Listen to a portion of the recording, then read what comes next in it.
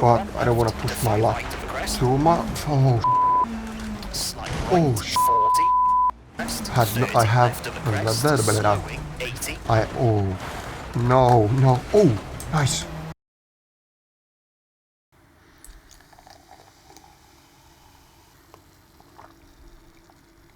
Okay, this video is going to be a bit different from the ones I've been making before, as you probably guessed from the, at least from the title, maybe from thumbnail. But yeah, basically the idea of this video is for me to try to review my gear, and also I want to finish this stage without thermal damage. I think it's going to be a challenge. I chose Bio, no idea how I'm supposed to pronounce that, from Chile. I think it's the second longest stage in this game. I think I have like maybe 30 minutes. I think that is how long probably will take me to finish the stage. It is actually wet, even though it doesn't really look like so. As a disclaimer, I'm a beginner. This whole setup I have, it's my first. I have no experience with other direct drive wheelbases, so I can't compare the stuff I have to anything else basically. I bought the wheelbase, the wheel, pedals, table clamp, which I don't use anymore. I bought them from the Black Friday sale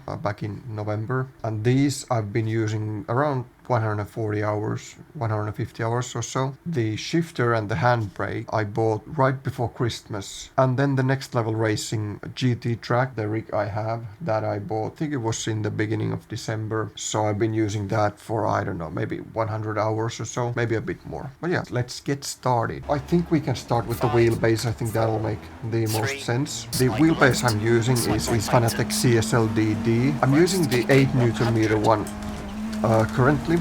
Oh, it is quite slippery, but I did buy the 8Nm one. What? I bought the 5Nm one. Already got confused there. But I was lucky enough to get the power brick upgrade from a friend of mine who didn't need it. I used the 5Nm one for, I think, for 40 hours or so with the table clamp, which was... It was fine. I was actually quite surprised how sturdy the table clamp was. There was no problems with it. The only problem basically was my desk that was flexing and wobbling a lot. I've really enjoyed the wheelbase. I feel that the force feedback is strong enough, at least with the 8Nm one.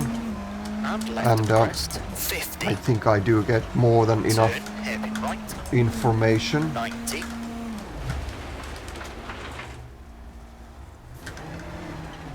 That went really well.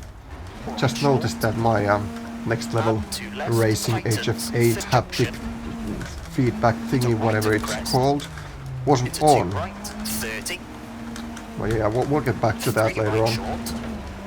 I think the force feedback is fine, and the information I get through it is enough as well. I've lowered the force feedback from in-game slightly. I'm using the settings provided by John Armstrong. I think he shared them back in November, around the time this game was released. This is quite hard actually, trying to focus on listening to the pace notes and trying to figure out what to say, especially when it's not your native language. It doesn't make things easier. Yeah, overall I've been happy with the wheelbase.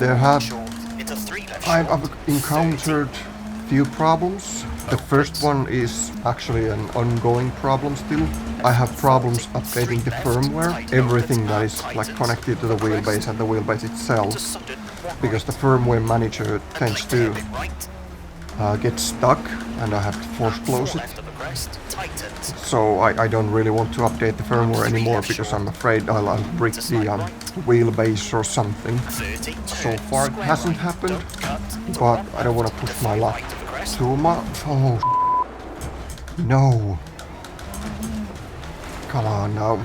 So I just don't update the firmware unless I have to. I've tried several different USB ports and tried to connect it straight to the PC, but it hasn't had any effect. Oh, that came out of nowhere. Maybe I shouldn't try to cut that much. Damn it. This isn't going to be a great time, I think. Probably going to be one of the last persons in the leaderboard. Two other problems I've had. I'll start with quick release 1 light that I've been using. This started manifesting as soon as I upgraded to the 8 Nm one, 8 Nm version, power brick. I just cannot find the words. And that is that the quick release. Yeah, I could tighten it already. It tends to get loose while I'm driving. I tightened it right before I started, so, and already it was a bit loose. There's probably a better word for it than loose, but it escapes me now. I'm not sure if it's just the that the quick release 1 light is not suitable with the 8 Nm power brick, or is it something else? Is mine faulty? I don't know. Nevertheless, it is quite annoying or manageable. Third problem I've had was that the clamp around the shaft, I'm not sure if you can see it on the camera, but that has gotten loose as well. And to a point actually that it did disconnect my wheel mid-race. And the first time it happened, I had like no clue what was happening, so I got a bit scared. I thought that something had broken, like wheelbase, and I tried to like reattach the wheel.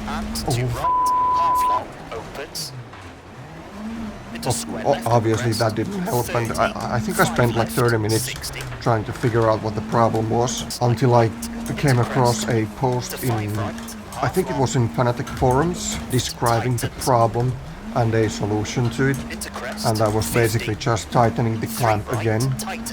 Unfortunately though, I think it has to be tightened with something like 15 Nm worth of force. Oh, that. God damn it. Too many hairpins, too many things to focus on at the same time. But I don't have any tools that are capable of showing the amount of force that I'm using, so I end up just trying to guess, which hasn't been too successful at first. It opened at least twice. Oh, there goes our door. Well, the doors are quite useless, they're just dead weight. Now we can go faster without the doors hindering us down. Oh, no. Don't cut. I seem to be driving on... Oh, damn it. No. That was a close one. With a too small gear all the time. I don't remember to switch gears when I'm trying to talk. So it has happened at least twice after the first time. I think I've now managed to get it tight enough, since it hasn't happened in probably a month now. What is happening? No. Oh, saved it. At least I want to think that I did. Probably didn't. Yeah, I think... Oh, fudge. Yeah, that's enough about the wheelbase. And let's move on to the wheel, which is the CSL Elite Steering Wheel WRC edition, which is basically, as far as I understand it, it's the same as the basic CSL Elite steering wheel. This has the WRC branding, which is the only reason I bought it, because in my opinion it looks really good. I love the orange paddles, all the aesthetics of it. Oh, well, nope, that didn't go as planned. I don't really have much to say about the wheel, to be honest. It's a decent wheel. The size is good. I would like to be able to see something. The buttons are decent, except for the I think it's a config button or whatever it's called. But it has the wrench icon on by default. I think the placement of that is a bit unfortunate. Yes, we made it.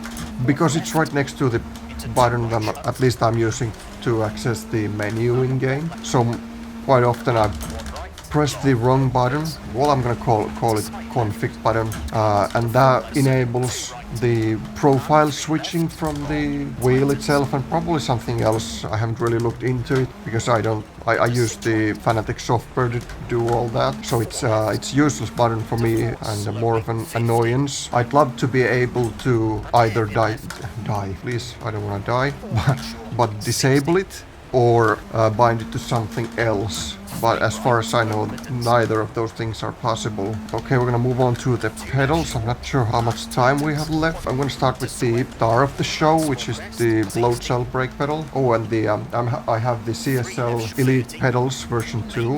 If you're wondering why I'm looking to my right every now and then, I'm trying to glance at my notes. Unfortunately, that's not too easy while driving. This is quite busy stage, lots of things to do and to focus on. I like the look of the pedals. The brake is, to my taste, it's stiff enough with the default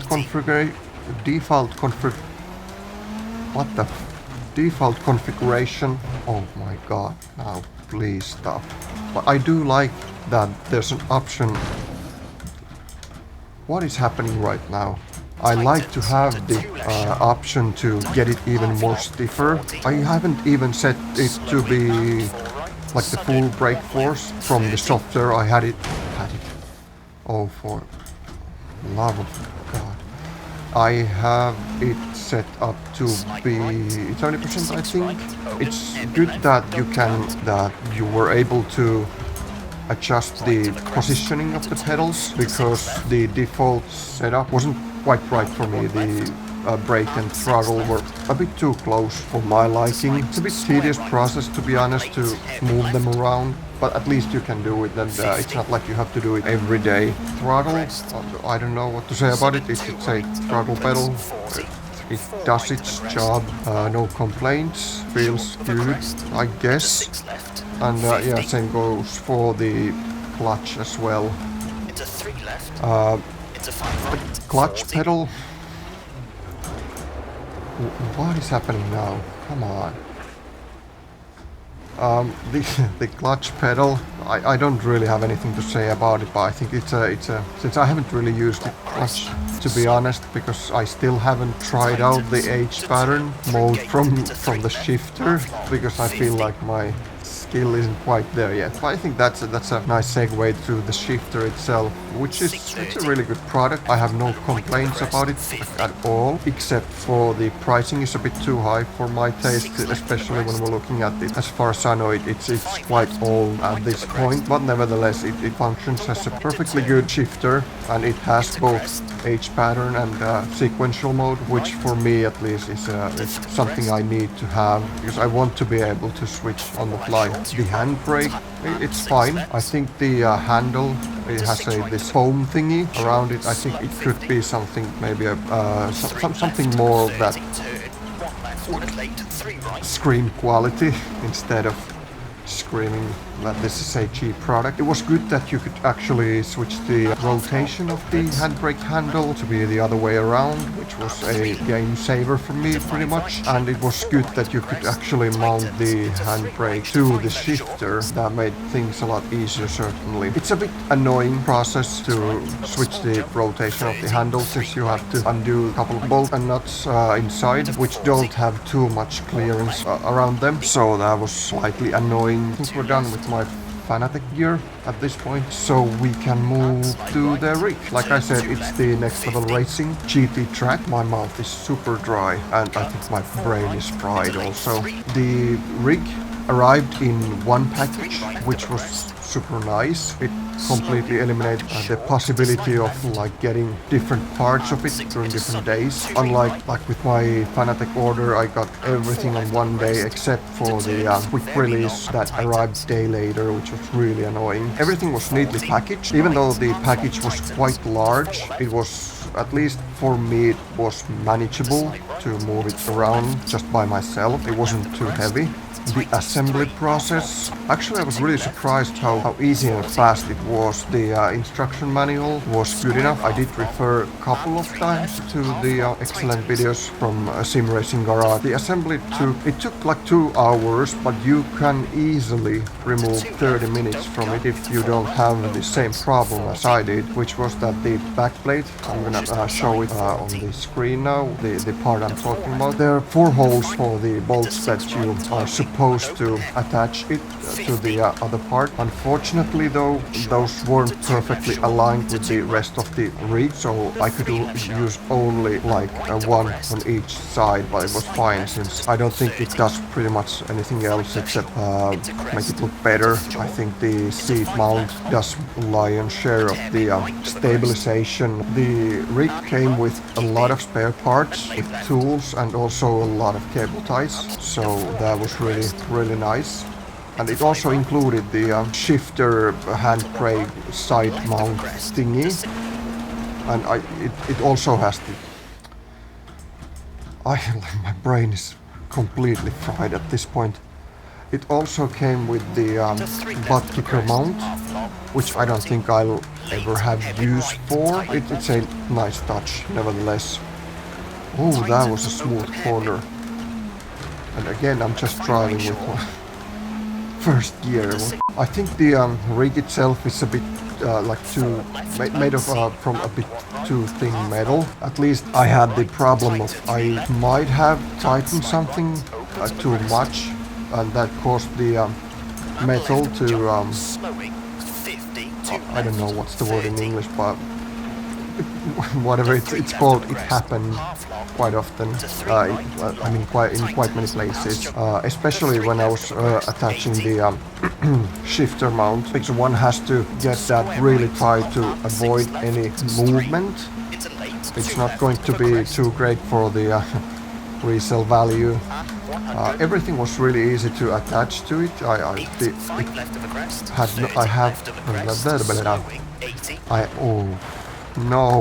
Oh, nice, perfect.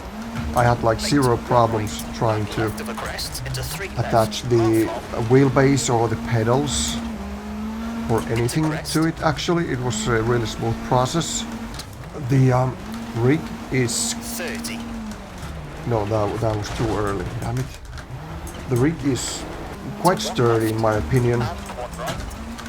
I don't notice any flexing when I'm driving. I'm sure there's slight flexing somewhere, but it doesn't affect me, like my driving. I cannot feel it at all, which was something I was worried about as well when looking at the reviews. I really cannot remember if I spoke about the seat already. Well, I guess we can talk about it again. The seat itself is it's really comfortable. I like it. It's a recliner type of seat, so there's plenty of room for adjustment. Many of the reviews mentioned that if you like brake like this, it does flex.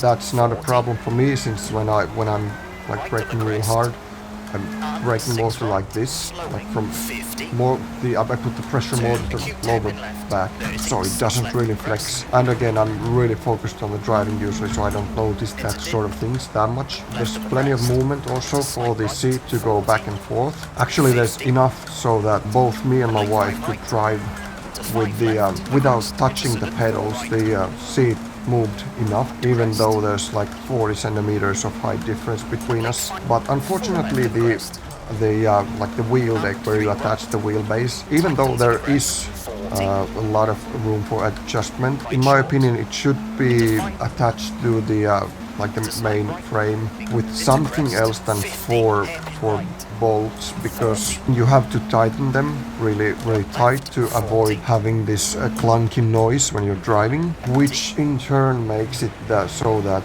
you cannot really adjust it. You have to undo all the 4 bolts to be able to move it up and down, so that's a bit of a bummer. It came with seat belts, but honestly I have no use for those. I don't have any motion platform, but I guess it's a nice thing to include those. What else? Yeah, the seat is narrow. I completely forgot to mention that. I'll put the exact width on the screen. because that was something that was missing from every review I watched. I really would have wanted that information, and actually it is that narrow that it does feel a bit uncomfortable against my love handles, since I'm a thick boy. Luckily that was an easy fix by just adding a pillow behind my lower back, and that pretty much fixed it. And now that I'm using the HF8, that basically elevates me more than enough from the seat, so that it's not a problem anymore. I think we're running out of stage and I haven't even talked about the HF8, so let's move on to that. I did expect more from it, to be honest, based on the reviews I watched, and I wasn't really planning on to buy it quite yet.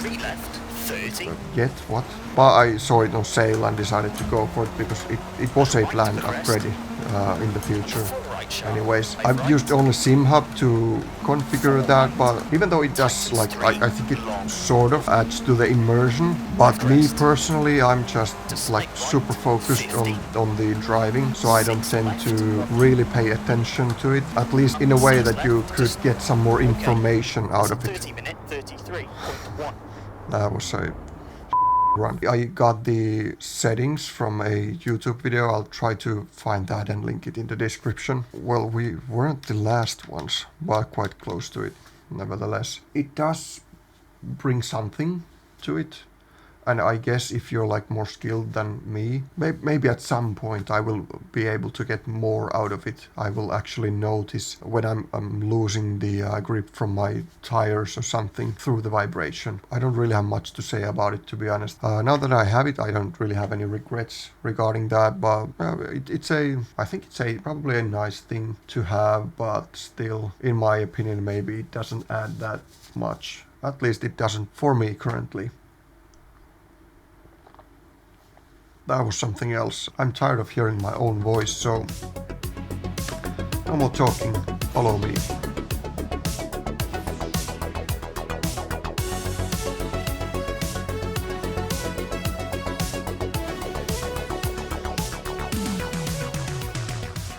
Finns i en simulator.